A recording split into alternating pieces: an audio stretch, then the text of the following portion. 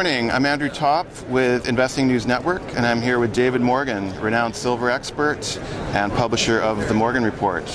David, welcome. Thank you. It's great to have you on the show. So industrial demand for silver fell by 6% in 2012, according to Thomson Reuters GFMS. But they're also predicting a 7% increase in industrial demand in 2013. So do you think industrial demand will cause the price of silver to go up this year? All prices move on supply and demand, or they should anyway. And so silver doesn't care what the demand is. You know, demand is demand, whether it's investment demand or industrial demand. So anything that adds to the demand side will have an effect on price eventually. The problem being that there's so much, derivatives out there in the gold and silver world and other assets that it gets distorted from time to time. But overall, yes, it'll be bullish. Do you have any predictions on the price? I do. I think we're going to see, I want to be conservative this year. I missed it last year in the early goings. I corrected myself in March, but a few people seem to forget that. This year, I think we're going to break out probably above 40, and I'm looking for a test of perhaps the $48 level a few times. Now, whether or not that happens, who knows? If it does happen, I really don't see it getting above the $48 level that we've already been to and staying there. But again, I think it could be tested there. It's very tough, and I will give better data when I have more information. Anyone that does what I do, I can only give you an overall view right now.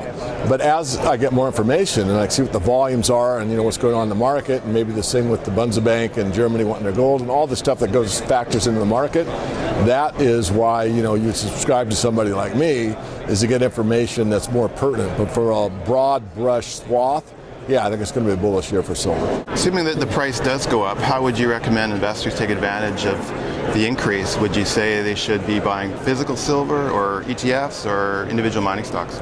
Great question, and I want to be consistent. I've always maintained if you don't have the metal itself, first start with that. But really the best area by far right now is the mining shares. And the reason being is the discrepancy between bullion prices and mining share prices are at a 30-year low. So if I could come to you as an investor with some experience and say, look, you're buying something that only happens once every 30 years, that's how rare it is, you might be intrigued. But investors don't. I mean, we're at a very much of a bottom. Is this the exact bottom? I don't know. I know it's bottoming, and it's a good time to buy, but there doesn't seem to be a lot of interest in the mining equities, but that is the place to be. Okay. Now, a U.S. court recently dismissed the silver manipulation lawsuit. Did you have any thoughts on the lawsuit? Somewhat. When it came out, I was a little unhappy that all the plaintiffs were put into one pool and it became a class action rather than a case-by-case basis. And it did pretty much what I had already forecast, which is that it's extremely difficult to prove manipulation in the eyes of the court. It's not too tough for me to see it going on, or a lot of people to see it going on, but to absolutely prove it is pretty darn difficult the way the legal structure is set. And because of that fact and knowing a bit about the law, I was a little hesitant to say, boy, this is, I was hoping that it would. Doesn't surprise me in the least that it was dismissed. And there probably will be another, run at it, I'm sure, but who knows. What's next for the people at GATA and others who are trying to prove silver manipulation? They'll probably go back and, sharpen their pencils and resubmit another suit under, more stringent legal conditions, and perhaps, get it submitted, and I think they'll have another run at it. What the outcome will be, I again would guess strongly that probably would maybe not get dismissed, might even get a hearing, but to prove manipulation is just very, very difficult. So, I'm on that side that the major trend cannot be manipulated. Free market forces are still strong enough that we have a major bull market in gold, major bull market in silver, but from time to time, these paper derivatives drive the price down sharply for basically no reason other than to get the prices down. Yeah, okay. Now, there's been a lot of talk recently about high-frequency trading and how that impacts markets. Now, how would high-frequency trading be different from the big moves, as you just suggested, in the markets that some say are suggestive of manipulation? Well, allow me to use my hands, but high frequency trading just takes a little clip, Yeah. a little bitty part. I forget the name of the movie, but it was it was a banking movie. It was a comedy, and they got like 0.00001 cent out of every transaction. It's time billions and billions of transactions. That's sort of a metaphor for how high frequency trading works most of the time. So it matches orders, and it can distort the volumes, and it can distort the market somewhat, and at times it can have a big sway, but that's rare. So it's something that goes on. Does it have a huge effect? I'd say not really.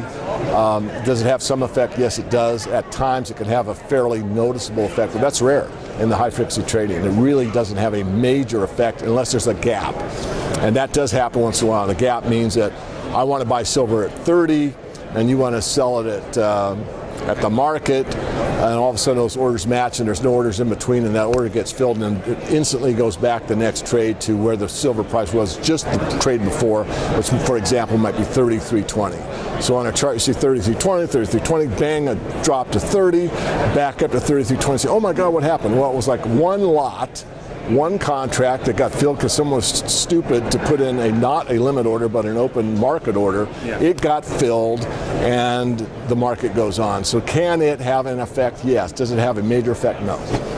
Okay. Just turning to the U.S. economy, U.S. Auto manufacturing has been coming back recently, and housing prices are stabilizing, housing starts are up. What happens to silver if the U.S. economy grows by, say, 3 to 5% this year? Well, silver has like a dual personality. Silver is a good metal in good times and a good metal in bad times. So if we have a true recovery in the housing sector and the auto sector doing what you forecast or what's being forecast, it's only be beneficial to the silver market. So I'm all for it, and I do hope we have a recovery. I'm still, putting on my economics hat, suspect, but I think we all want that. Whether or not it manifests or not, time will tell. But if it did happen, it certainly would be more pressure on the silver market. There's a lot of companies exploring for silver here at the Cambridge House Show. How's it going to be for silver exploration this year? Do you have any predictions? For silver overall, I think it'll be a good year. I don't think it'll be the greatest year. I think it'll be a good year. That's silver. Obviously, the equities are undervalued. I think they'll do well this year, much better than the last 2 years. And for exploration specifically, there'll be some good ones, but we're pretty much past that part of the cycle. The best time to be in exploration companies were 2000 to 2006, and from that time on, you really should be in companies that are producers or very, very near producing. Not that I'm free market. If someone wants to buy a ton of exploration companies, go ahead. But the part of the cycle that we're in is not favorable to those type of companies. So I would be very, very choosy if I were going to recommend, or generally in a general way say, hey, get into an exploration company. Be careful, because it's very tough to get financing.